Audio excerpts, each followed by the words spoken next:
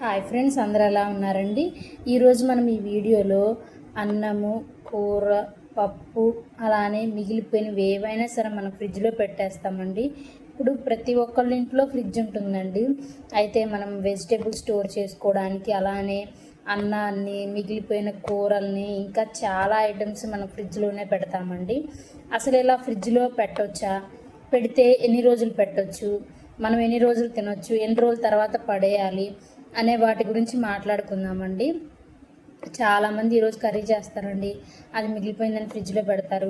చాలా రోజులు అలానే ఉంచేసి తింటారు. అలా తినకూడదండి. అలా తినడం వల్ల అనేక ఆరోగ్య సమస్యలు అనేవి వస్తాయండి.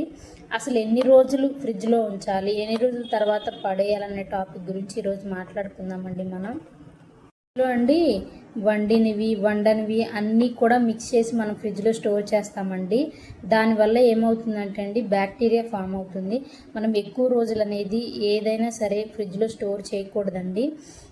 అయితే ఫస్ట్ వచ్చేటప్పటికి అన్నం గురించి మాట్లాడుకుందాము. అన్నాన్ని మనం అప్పటికప్పుడు వేడిగా వండుకొని తింటేనే ఆరోగ్యానికి మంచిదండి.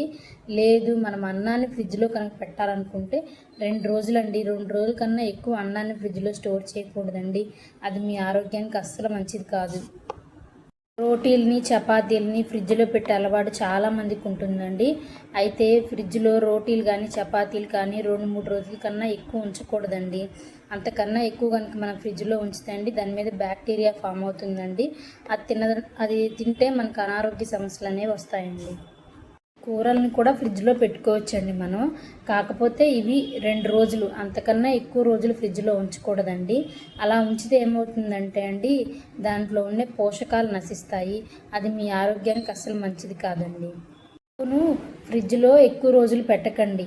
పప్పు పెట్టిన 2-3 రోజుల్లోనే తినేసేయండి. ఎందుకంటే ఎక్కువ రోజులు ఫ్రిడ్జ్లో పెట్టిన పప్పు తినడం ద్వారా మీకు గ్యాస్ ఫామ్ అవుతుందండి.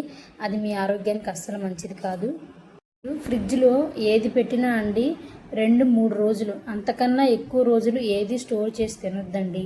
కొన్ని రోటీ, చపాతీ ఇలాంటి వాటిలో ఏంటంటే బూజు పట్టేసి దాని మీద బ్యాక్టీరియా ఫామ్ అయిపోతుందండి.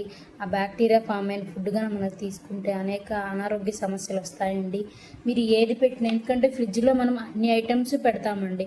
అందులో వండనివి ఉంటాయి, వండనివి ఉంటాయి. ఇవి 2 కలిపి పెట్టడం వల్ల ఏమవుతుందంటే అండి, ఎక్కువ బ్యాక్టీరియా ఫామ్ అవుతుంది మీరు ఎక్కువ రోజులు కనుక స్టోర్ చేసినట్టయితే. అందుకని ఏదైనా సరే వండిన పదార్థము 2 రోజులు, అంతకన్నా ఎక్కువ రోజులు మీరు స్టోర్ చేసుకొని తినొద్దండి. లేదా పడేయండి.